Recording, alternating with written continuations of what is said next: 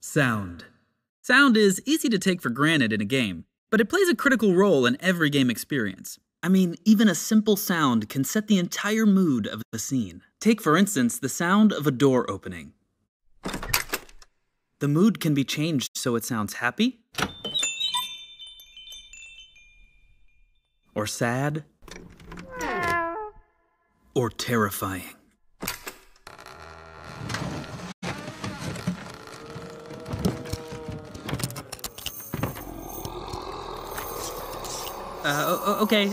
Okay, stop.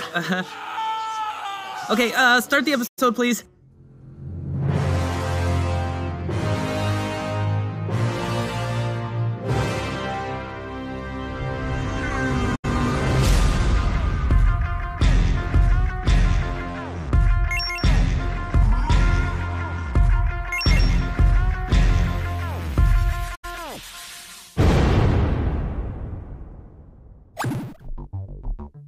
Sound design is critical to game development. It reinforces the gameplay experience and the core thematic of a game in a way that's truly satisfying and deeply emotional. Plus, there's like explosions and stuff.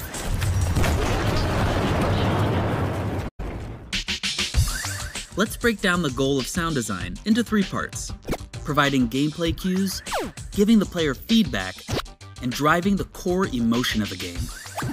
Sound design provides cues that clarify and reinforce what's happening to or around you. Things like whether your ability is ready yet, if there's damage being dealt to you, if you've been spotted by an enemy, or if you've constructed enough pylons. You must construct additional. Shut up, I know! Sound is a powerful way to give a player feedback on the decisions they're making in a game, be they good or bad.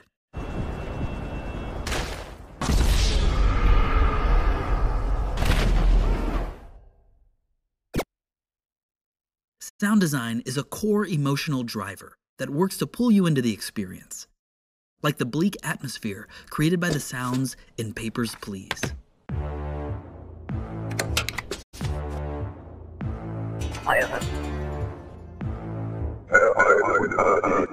Or the terrifying sound of someone following you in Outlast 2.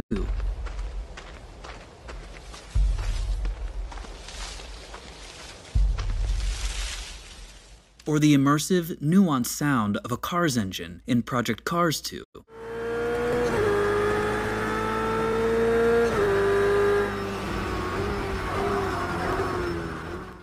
Ultimately, sound design is really powerful for a game development team.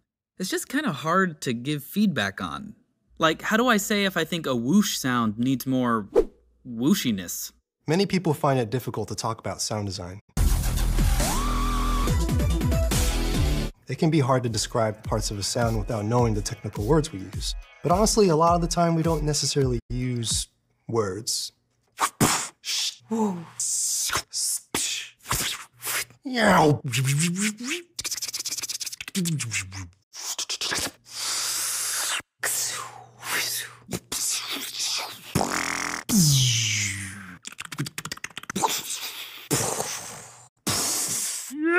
Bing! Well, maybe we should learn some of the technical terms just in case. So, what is a sound frequency? You can think of sound frequency as like a color spectrum. Yeah! A frequency is basically the rate at which a vibration is going to occur. The slower the rate, the lower the pitch. Whoop, whoop, whoop, whoop. The faster the rate, the higher the pitch. Oh, okay. So kind of like how each part of the light spectrum produces a different color, there's a whole spectrum of sound frequencies that each produce a unique tone. So is each sound one frequency? Sounds are rarely just one frequency. In fact, sounds occupy a large range of frequencies. Oh yeah, like this explosion sound. Now let's listen to some frequency bands.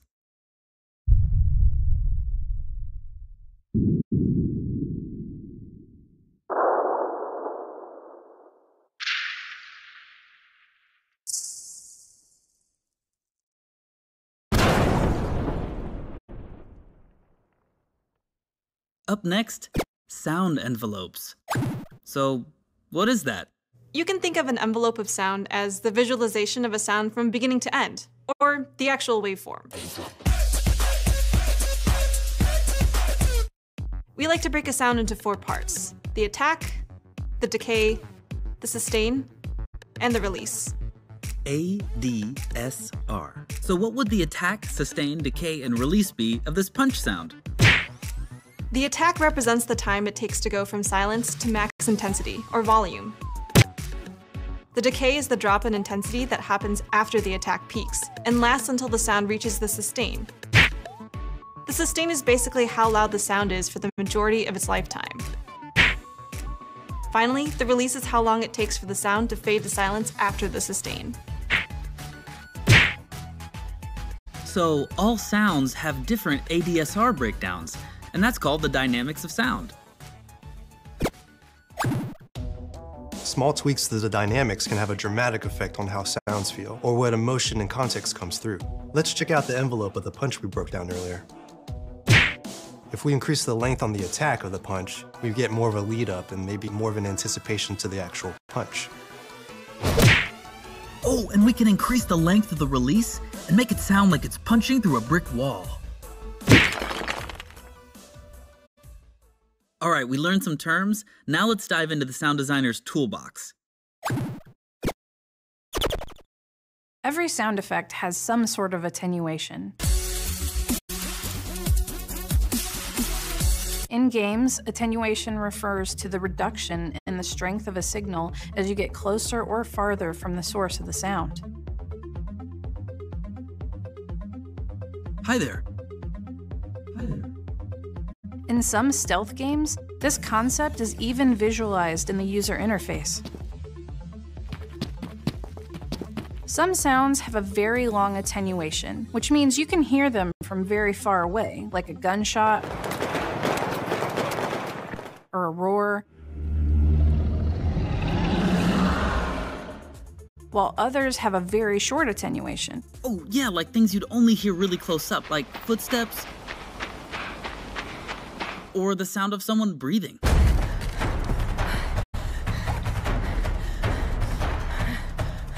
The attenuation curve also tells us how the sound changes as you get closer or further from it.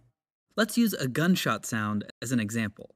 By giving the high frequencies in the sound a short attenuation and the low frequencies of the sound a long attenuation, an up-close gunshot will sound like this, and a far-away gunshot will sound like this.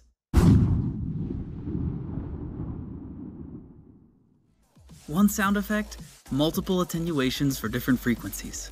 That is so cool, and also why we need to understand equalization. Equalization, or EQ, is the process of adjusting different frequencies within a sound. EQ can manipulate a sound by either boosting or cutting specific frequencies or frequency ranges. This might be used to cut out unwanted background noise or make certain noises or tones more or less intense. I want to show you something. I want to show you something. Let's talk about reverb. Reverb, wow, that's a big discussion and a big topic.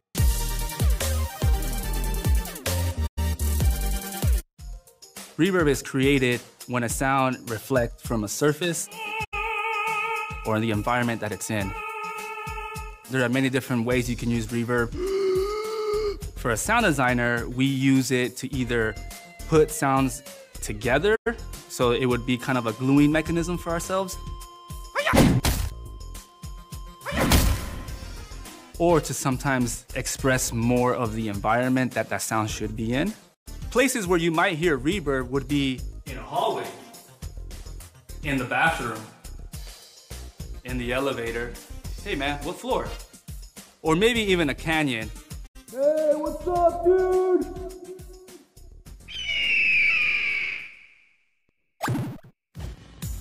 Being a sound designer on a game means that part of your job is also attaching your sounds to game events. So you could attach dialogue to events like a character entering water. Oh, Refreshing. Or you could change the background music when a character enters combat.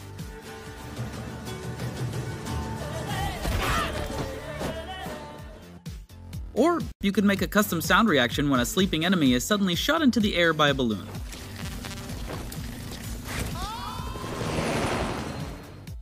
To make all these crazy sounds, sound designers usually find components in extensive sound libraries.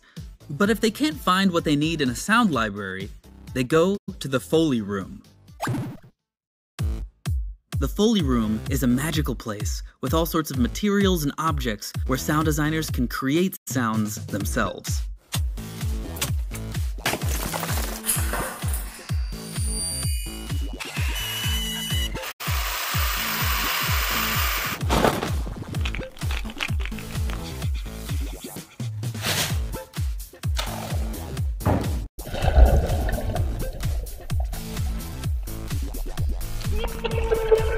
While working on Ivern, I built this Foley prop called the Creaker. It's just 2 pieces of wood, 2 hinges, and a rope.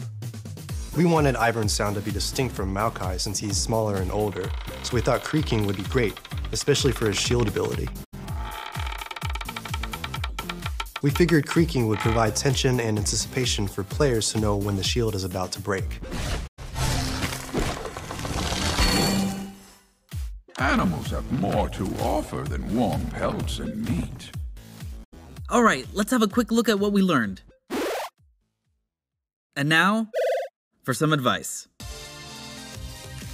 When I was in college, there were a lot of different avenues, but game audio wasn't really a program that existed. I was a very passionate game audio enthusiast, but I had just never thought about it as a career. So I was pretty mind blown when I realized that it was an actual job that I could do. One thing I wish I did more was actively reach out for advice from people working in the industry. It's not until I was like actively looking up tutorials and not finding it very much, but I did find one guy was doing a bunch of tutorials on his YouTube channel, and I just said, hey, let me just reach out to him and see what's up. And he actually responded, and we actually had to have a long conversation about just sound design and working and all that fun stuff. And yeah, I wish I did that earlier.